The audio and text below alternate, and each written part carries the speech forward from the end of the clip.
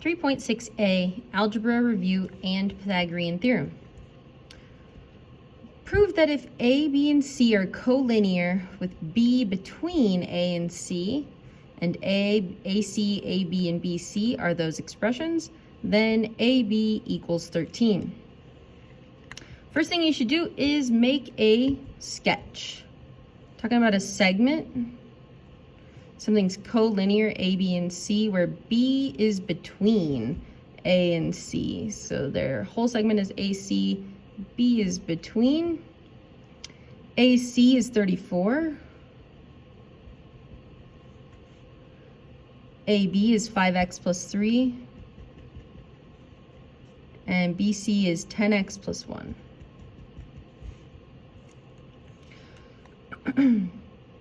So our given is that points A, B, and C are collinear with B between A and C and these expressions.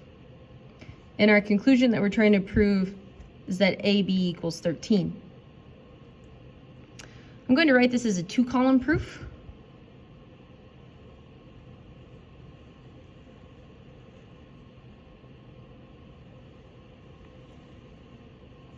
Statements on the left and reasons on the right.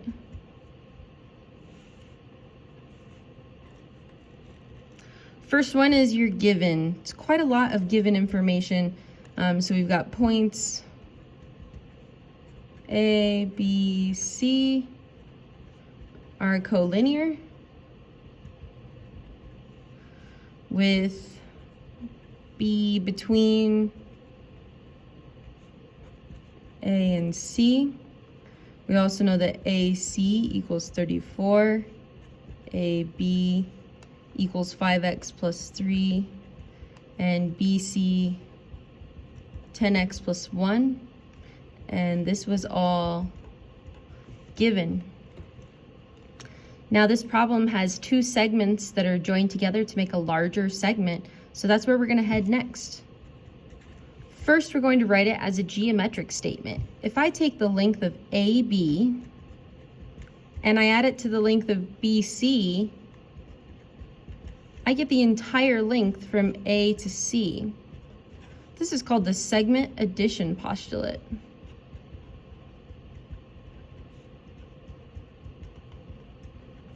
You can take two smaller segments and join them together to make a larger segment. Now we can substitute our expressions in for each piece.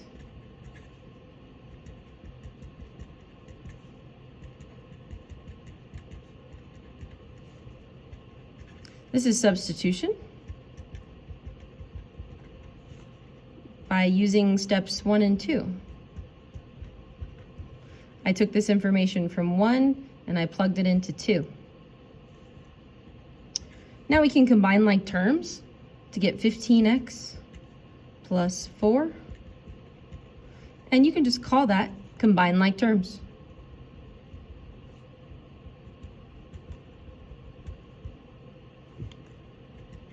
Step number 5, we can take the 4 away. 15x equals 30 with subtraction.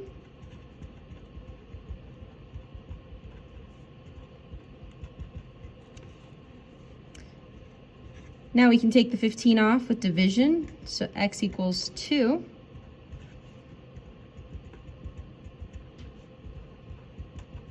And recall that what we're trying to show is that AB equals 13. So now that x is equal to 2, I can substitute that back in for AB. So you can write a long statement here. So we can say 5 times 2 plus 3 equals 10 plus 3 equals 13. And we showed that using substitution. We took the 2 and we substituted it in for AB. So this would be steps 6, 1, and 6. And this proof is complete.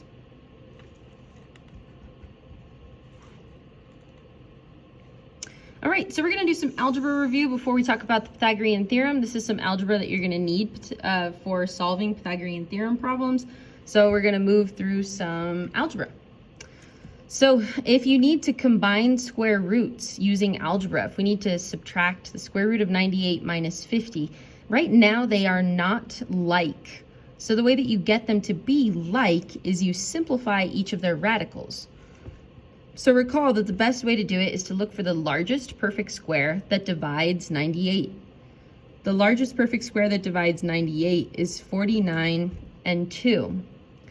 The square root of 49 is 7, so that's 7 square root 2. We can do the same thing with the square root of 50. Square root of 50 could split into 25 and 2. Square root of 25 is 5 root 2. And so now, just kind of like x's, these square roots of 2 match. And so what you can do is just work with the coefficients that sit in front of the square root of 2, and the square root of 2 will come along for the ride just like an x would.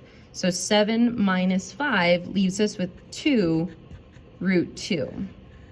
And that's the most simplified and polite answer that you can provide on a problem like that. Okay, letter B, 2 root 3 squared. So what does it mean to be squared? It really means that there are 2 of them. So 2 root 3 times 2 root 3. You can multiply the coefficients together. So 2 times 2 is 4. And then what's happening here is that you're doing the square root of 3 times the square root of 3. And when you do the square root of 3 times the square root of 3, it becomes the square root of 3 squared. And the square root and the square cancel, and you're left with just a single 3. The square root of 3 times the square root of 3 is just 3. This is true for all the times where you multiply square roots by itself. So the square root of 7 times the square root of 7 is 7. So the answer here is a positive 12. All right, now we're going to practice just reviewing again, factoring versus quadratic formula. First thing to do is get it equal to 0. So 3x squared, the negative 5x and the 3x. If we subtract the 3x, we get negative 8x. And then if we subtract the 2 over, that's plus 5 equals 0. 3 times 5 is 15. And we're looking for a pair that multiplies to 15 but adds to negative 8. So it's going to be a negative 3 and a negative 5. Whoops, sorry. Negative 3 and a negative 5. So then we get 3x squared minus 3x minus 5x plus 5 equals 0.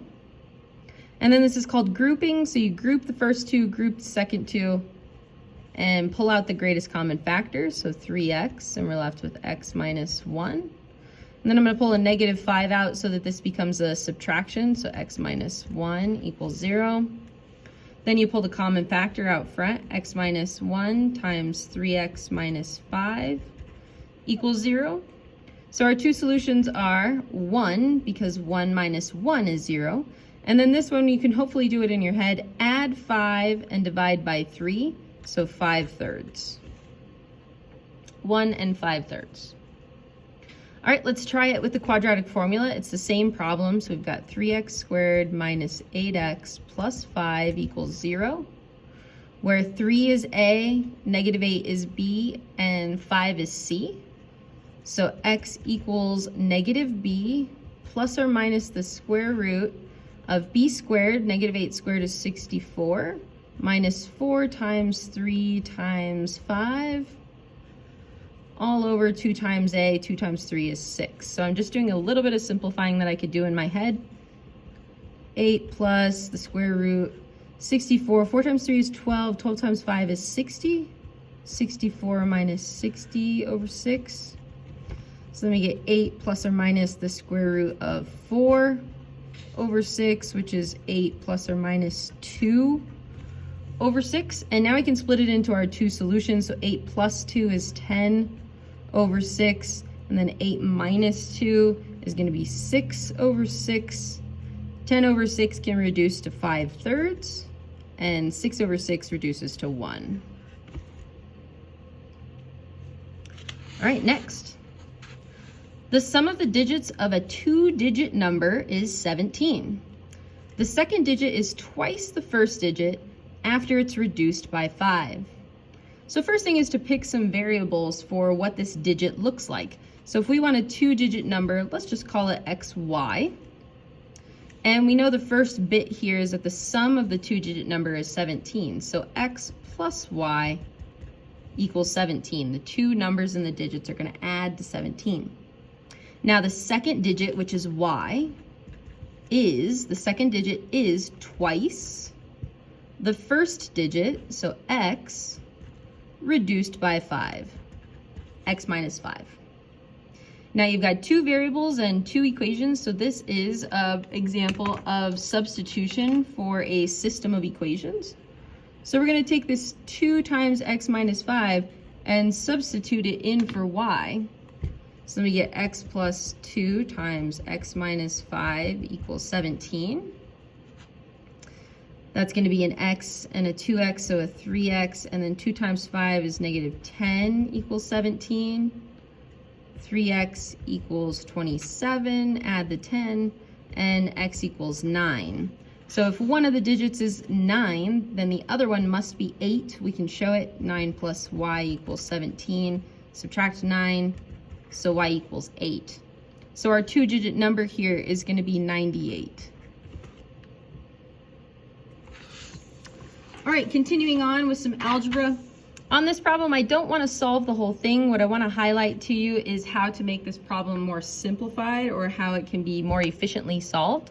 So if you've got two fractions here, the best thing you can do is to try and cancel that so that it's not a fraction. So what you're looking for is the least common multiple between 9 and 2, which is going to be 18.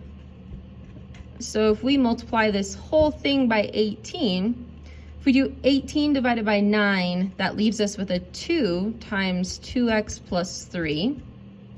18 divided by 2 leaves me with a 9 times x plus 1. And now the 18 has to factor up each of these pieces too, so 18 times x is 18x, and 18 times negative 4 is negative 27. So this 18 is being multiplied through to all four pieces. And I'm going to let you finish this one for time's sake. It was mostly just talking about how do you get rid of the denominators so that your problem is much more simple to solve.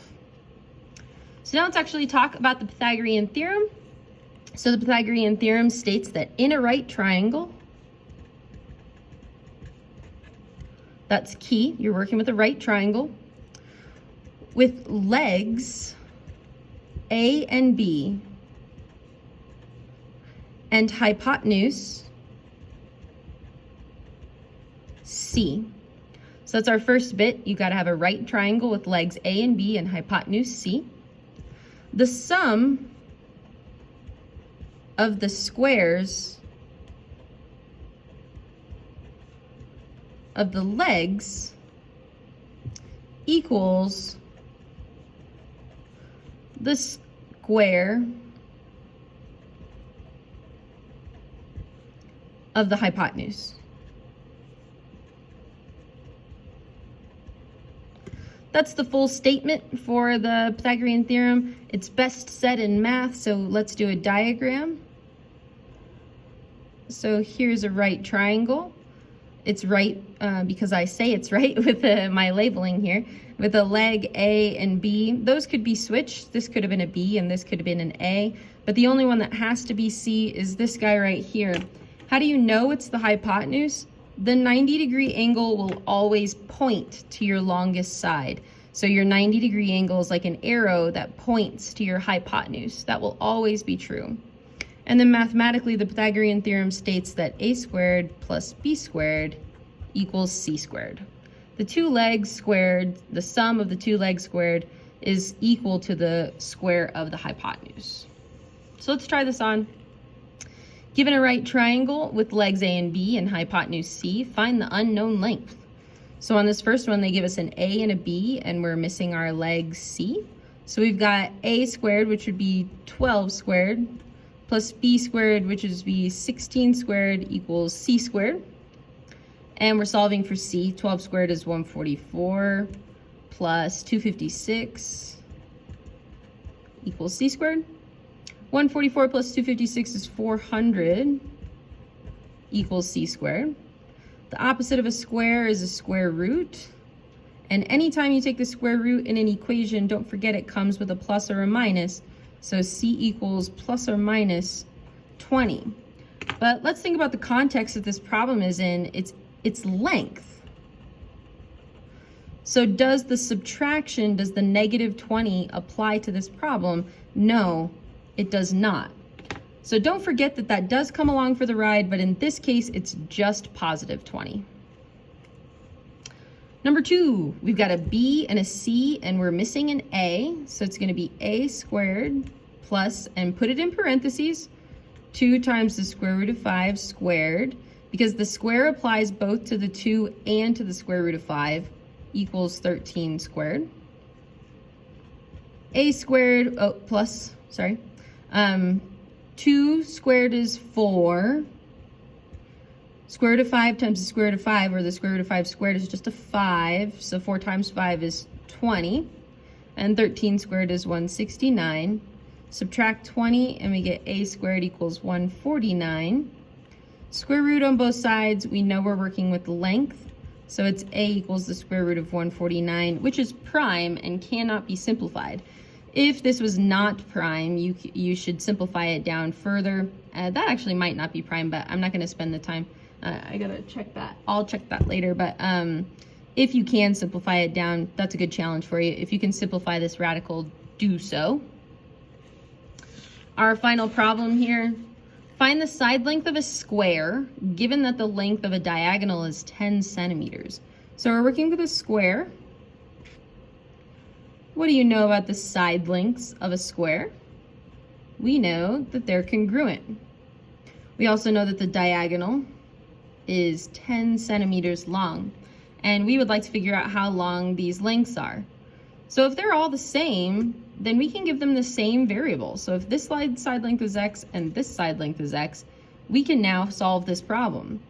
What I know is that both of these are right triangles. So now we can use the Pythagorean theorem to help us solve this. So x squared plus x squared equals 10 squared. An x squared and an x squared makes 2x squareds equals 10 squared. Divide by 2, and we get x squared. 10 squared is 100, so then it's going to be 100 divided by 2, which is 50. Square root of both sides. X equals the square root of 50. And I know for sure that that can simplify. The square root of 50 can simplify into a 25 and a 2. So x equals 5 root 2. Thank you.